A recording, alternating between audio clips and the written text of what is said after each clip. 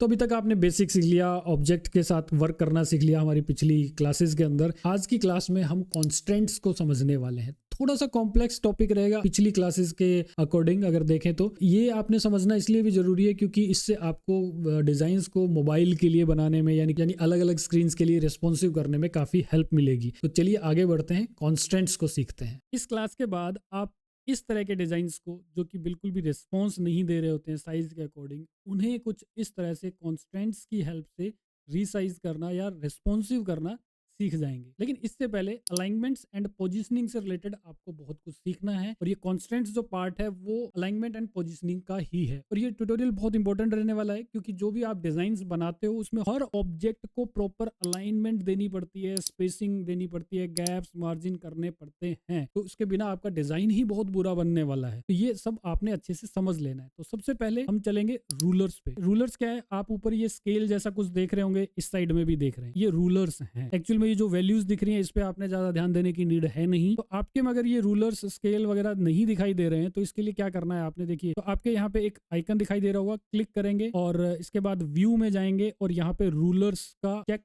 On करना होगा। मैंने ऑलरेडी कर रखा है, या शिफ्ट आर के साथ भी आप कर सकते हैं। तो मैंने जैसे इस पे क्लिक किया ये रिमूव भी हो गया, ओके। और शिफ्ट आर प्रेस किया तो ये फिर से आ गए। तो रूलर्स हैं, आपने शिफ्ट के साथ में इसको हाइड अनहाइड करना है। अब ये काम कहाँ पे आते हैं, फॉर एग्जाम्पल कुछ ऑब्जेक्ट्स ऐसे पड़ी हुई हैं और मैंने इस पे क्लिक किया, जैसे इस पे क्लिक करूंगा एक डबल एरो दिखाई दे रही है, ये देखिए, राइट। इस पे मैं क्लिक करके अगर ड्रैग करता हूं तो एक रेड कलर की लाइन यहाँ पे ड्रैग होके आ जाती है और ये अलाइनमेंट के लिए काफी काम आती है। जैसे कि आप इस लाइन के थ्रू देख सकते हो कि ये और ये बॉक्स तो बिल्कुल सीध में एक दूसरे के अलाइनमेंट में ये नहीं है, तो इसको हमने इस तरह से रख दिया तो ये बिल्कुल इसके सीध में आ गया। इसी तरह से आप चाहें तो टॉप से भी लेके आ सकते हैं, ये देखिए एक लाइन, ये अब कोई भी ऑब्जेक्ट रखनी है इसके सीध में रखनी है तो आप इजीली रख पाएंगे। इनके बिना अगर आप करेंगे तो आप सोच रहे होंगे कि हाँ ठीक है ये रख दिया है मैंने, लग तो सीध में रहा है, ठीक है, लेकिन ये नहीं होता। और यहाँ जब लेके आते हैं तब पता चलता है कि नहीं। इसको हम एप्लीकेशन के थ्रू भी देख लेते हैं। जैसे कि आप अगर यहाँ देखें तो ये देखो, जब भी आप कुछ भी डिजाइन बनाने लगे तो आपने एक डिसाइड कर लिया कि 16 पिक्सल का दोनों तरफ में गैप रखना है मैंने। अब जो भी डिजाइन बनाऊंगा वो इसके अंदर अंदर ही बनाऊंगा। अगर आप ये रूलर्स यूज नहीं कर रहे हो, ये देखिए मैं इनको हटाने का वे भी है, रिमूव करने का, आप ऐसे ड्रैग करके साइड में ले जाके छोड़ दो तो ये रिमूव हो जाता। तो यहाँ पे अगर आप ये नहीं करते तो आपको एक एक पिक्सल का भी यहाँ गैप हो जाता या ये थोड़ा सा अंदर हो जाता या कुछ इस तरह से, तो आपको लग रहा है कि ये सीध में है, लेकिन एक एक्सपर्ट देखते ही बता देगा कि यहाँ कुछ ना कुछ तो इशू है। वो इशू कैसे पता चलेगा, जूम कीजिए, इसको लेके आइए यहाँ से, ये देखिए ये आ गया, ओके। तो अभी आपको दिख रहा है कि यहाँ पे इशू है, ये थोड़ा सा ज्यादा बाहर जा रहा है, ये थोड़ा सा अंदर रह रहा है। 1 पिक्सल का प्रॉब्लम थी, इसमें भी 1 पिक्सल की प्रॉब्लम थी, 1 पिक्सल की। तो ये जो देख रहे हो ना, ये एक एक पिक्सल मान लेते हैं हम, ये एक एक पिक्सल है, उसके अकॉर्डिंग हमने इसको सेट कर। तो दोनों साइड में इस तरह से सेट करते हुए हम आइडिया लगा सकते हैं कि हाँ भाई मेरा डिजाइन ऐसे सही रहेगा। अगर कोई ऑब्जेक्ट हॉरिजॉन्टली पड़ी है इस तरह से तो ये भी हमारे काम आता है, कुछ भी डिजाइन कर रहे हैं तो टॉप और बॉटम में प्रॉपर साइजिंग के लिए भी काम आता है, ये देखिए इस तरह से। और इनको रिमूव करना है तो जस्ट ये क्लिक कीजिए, इस तरह से भी आप इनको मैन्युअली रिमूव कर सकते हैं। तो ये थे हमारे रूलर्स। फिर पोजीशंस में आ जाते हैं। पोजीशंस क्या है एक्चुअल में, जब किसी भी ऑब्जेक्ट पे हमने क्लिक किया हुआ है, ये देखिए, तो हमें कुछ ऑप्शंस दिखाई दे रहे हैं। ये पूरा पोजीशंस का सेक्शन है जिसमें ये सारी पोजीशंस हैं, हॉरिजॉन्टल, वर्टिकल, और ये कॉन्स्ट्रेंट्स हैं, राइट।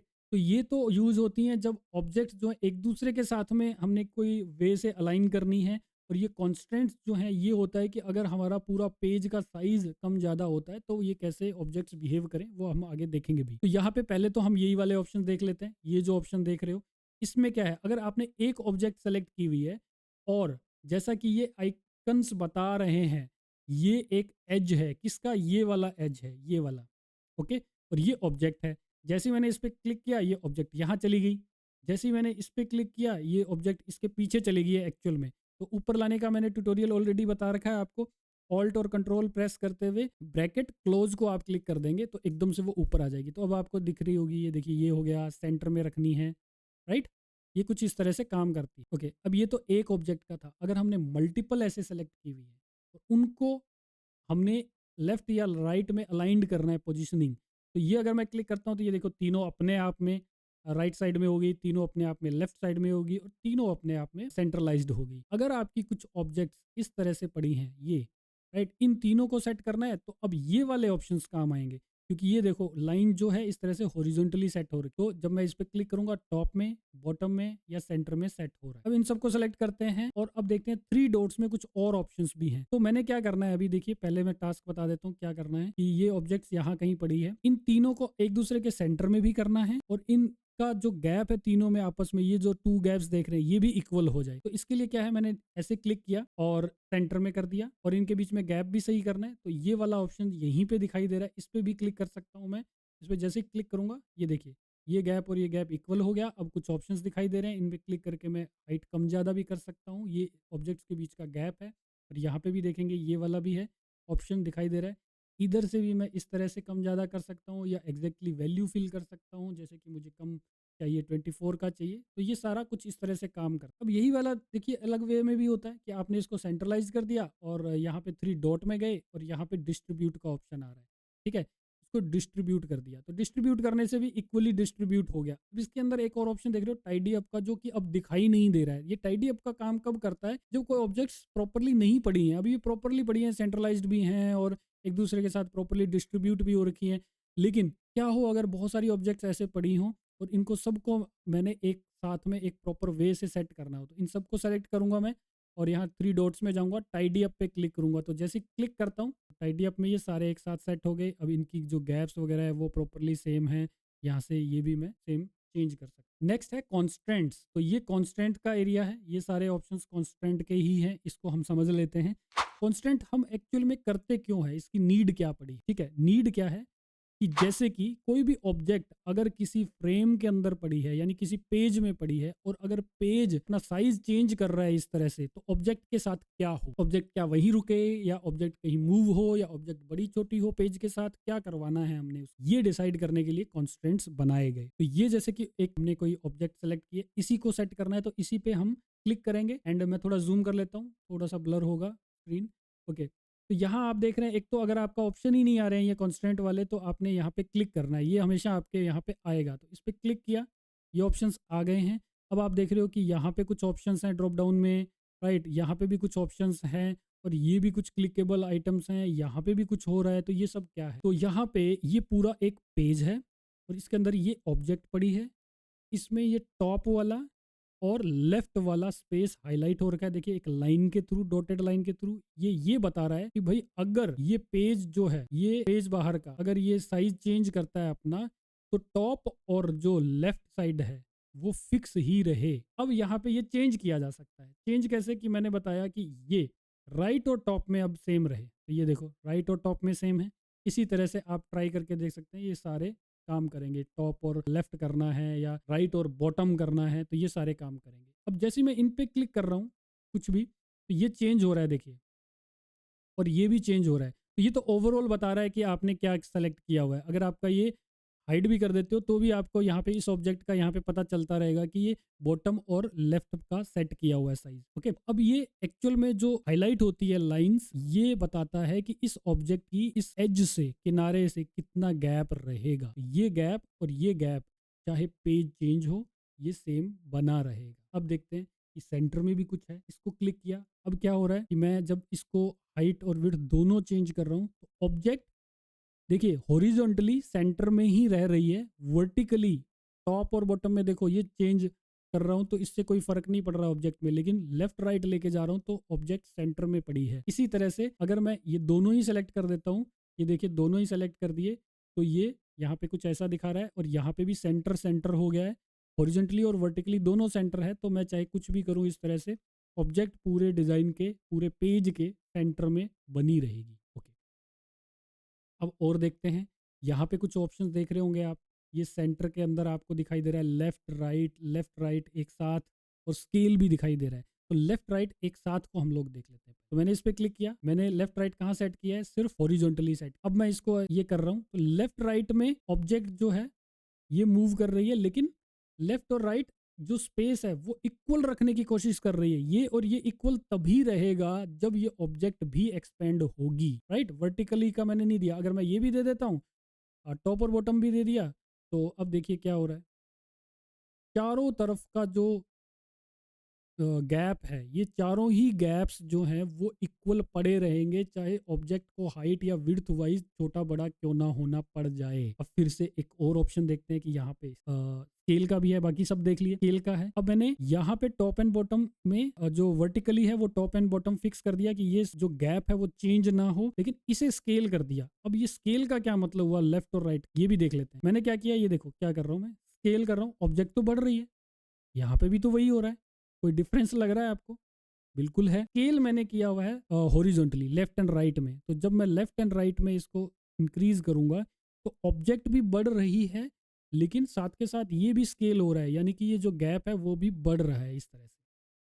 ओके, अगर मैं टॉप एंड बॉटम में करता हूँ तो नहीं हो रहा, ठीक है, क्योंकि टॉप एंड बॉटम में मैंने टॉप एंड बॉटम सेट किया हुआ है और यहाँ पे स्केल सेट। तो इस तरह से ये कॉन्स्टेंट्स हमारे वर्क कर रहे हैं। तो यहाँ आइकन भी चेंज हुआ है, ये देखिए अगर एरो दिखाई दे रही है तो इसका मतलब लेफ्ट एंड राइट में हमने क्या किया हुआ है, स्केल किया हुआ है। तो ये गैप भी चेंज हो रहा होता है और ऑब्जेक्ट की विड्थ भी बढ़ रही हो। अब ठीक है, ये तो समझ में आ गया होगा आपको, लेकिन हमारे डिजाइन के अंदर कैसे समझें, क्योंकि वहीं तो हमने एक्चुअली फाइनली यूज करने हैं ये सारे कॉन्स्टेंट। तो यहाँ डिजाइन के थ्रू समझिए, यहाँ पे मैंने इसको एक्सपेंड कर रहा हूँ तो आप देखेंगे कि ये जो आइकन्स हैं, जितने भी आइकन्स हैं, ये वाला, ये भी है, ये भी है, ये सारे यहीं पड़े रहते हैं। ये 16 के गैप के साथ है, देखिए, ठीक है। तो जब भी मैंने इसको ऐसे किया, ये उस गैप को मेंटेन रख रहे हैं, ठीक है, राइट। जो चीज़ें फिक्स रहनी चाहिए यहीं पे रहनी चाहिए वो यहीं पे पड़ी हैं, जिनको इस साइड में आना है सिर्फ वो इस साइड में आ रहे हैं, ये देखो प्रॉपरली। तो ये क्यों हो रहा है, क्योंकि देखो एक को देख लेते हैं पहले हम। ये आइकन है, इसको हमने क्या बताया कि भैया तूने यहाँ पे टॉप में और जो राइट साइड है वहाँ पे फिक्स रहना है, ठीक है। तो ये वाला जो गैप है ये हमने फिक्स बता दिया और ये वाला गैप फिक्स बता दिया कि ये मेंटेन करके रखना है। तो जब मैं इसको बढ़ा रहा हूँ तो ये मेंटेन करके रख रहा है। तो इन सबको मैंने यही वाला दिया हुआ है, देखो यहाँ पे भी वही है, ठीक है, यहाँ पे भी वही है, इसको भी यही दिया है, इसको भी यही दिया है, राइट। ईजी है। चलिए अब हम करके देखते हैं। आपने भी जो फाइल आपको ये मिली है, किट मिली है, फिग्मा लर्निंग किट, उसमें ये मिलेगा आपको और इस पे आपने अप्लाई करके देखना है। कुछ भी डाउट आ रहा हो तो इस पे चेक कर लेना है क्लिक करके कि इसको क्या दिया हुआ है, इसको क्या दिया हुआ है। तो पहले आपने खुद करके देखना है, चीट नहीं करना कि इसमें देख देख के सारा उसमें कर लिया हो आपने, ठीक है। तो इस पे जब हम जाते हैं पेज पे, इसमें कुछ भी हमने सेट नहीं किया हुआ, इसीलिए ये बिहेव नहीं कर रहा है, इस तरह से रिस्पॉन्सिव नहीं आ रहा है, ठीक है।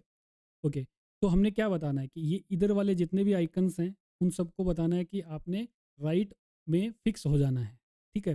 तो इन सबको एक साथ ही करना है, तो इनको सबको ग्रुप किया हुआ है और इसको मैंने यहाँ से बता दिया कि ये लो जी राइट में फिक्स, यहाँ पे भी बता दिया राइट में फिक्स। इन सबको एक साथ सेलेक्ट करके भी मैं बता सकता हूँ कि राइट में फिक्स रहना है, ठीक है। ये हो गया, करके देखें, ये देखो हो गया फिक्स, नाइस।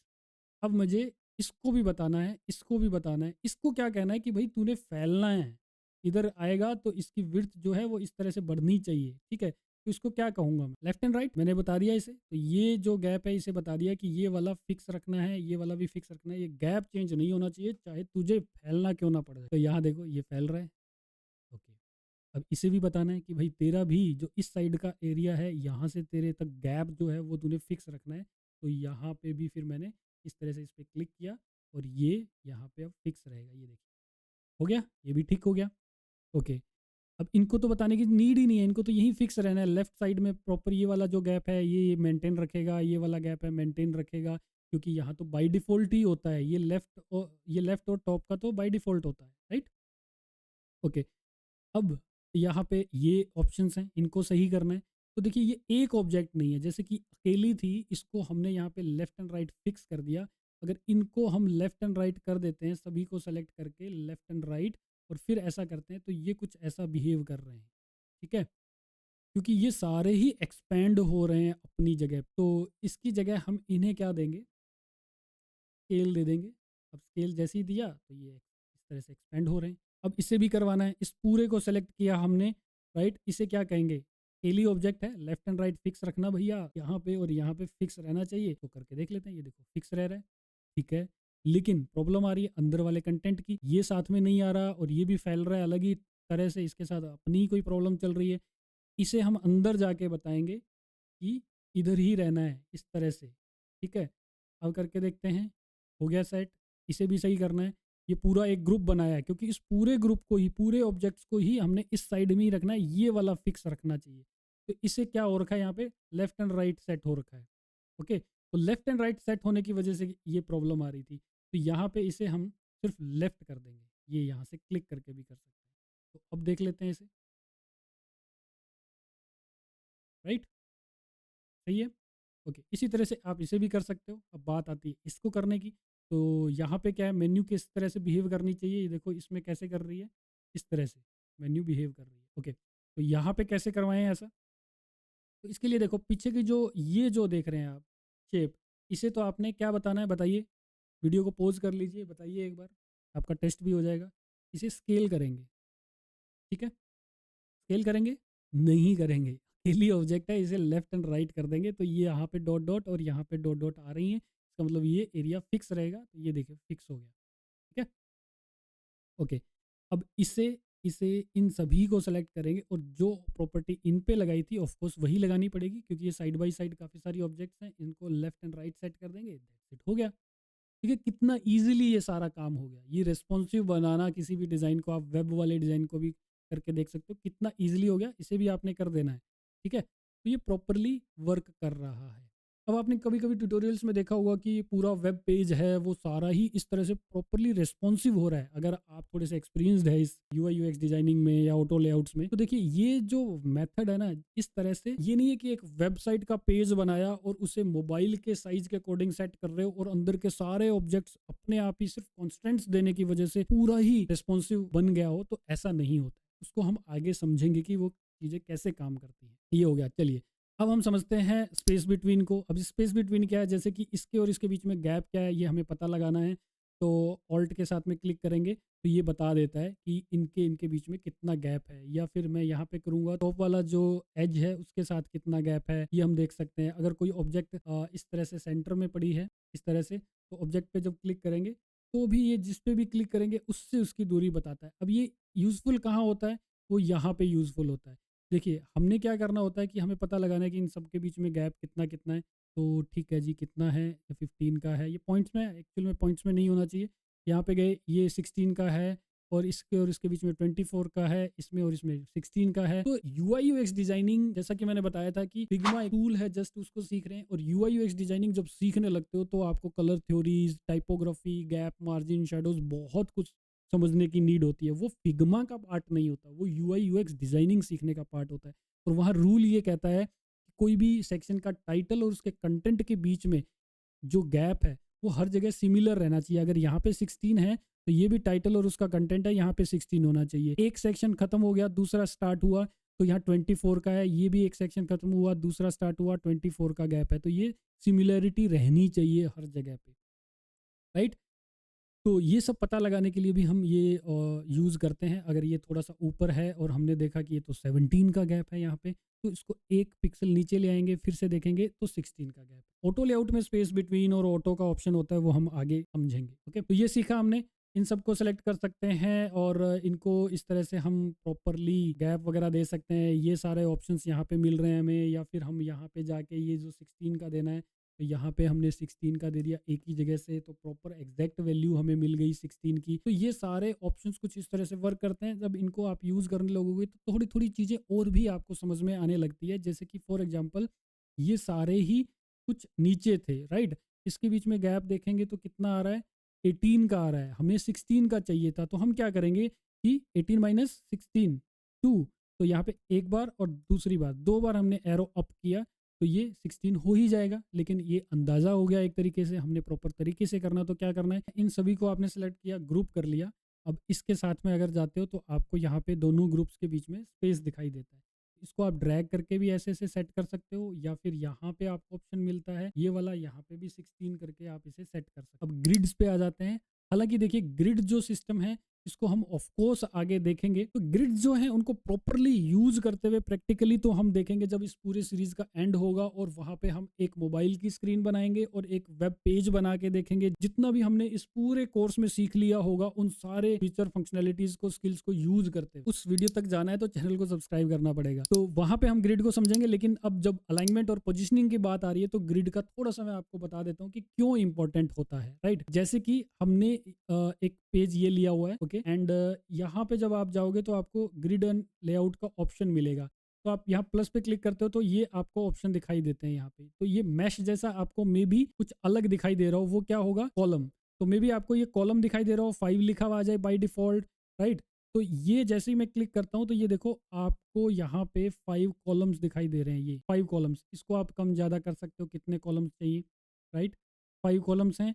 और यहाँ पे कुछ और भी ऑप्शन देख रहे हो, गटर विड्थ देख रहे हो, मार्जिन देख रहे हो, दोनों साइड में 16 की चाहिए। अब ये किया तो आप देख रहे हो कि ये प्रॉपरली इस तरह से डिज़ाइन हो रखा है, ये सारा अलाइनमेंट में है। तो अलाइनमेंट आपको सिर्फ लेफ्ट और राइट की ही नहीं, बीच के ऑब्जेक्ट्स की भी दिखाई देगी। कोई ऑब्जेक्ट अगर आप बीच में ख़त्म कर रहे हैं, जैसे कि ये यहाँ तक होना चाहिए, राइट, इस जगह पे, तो ऐसा भी कर सकते हैं आप।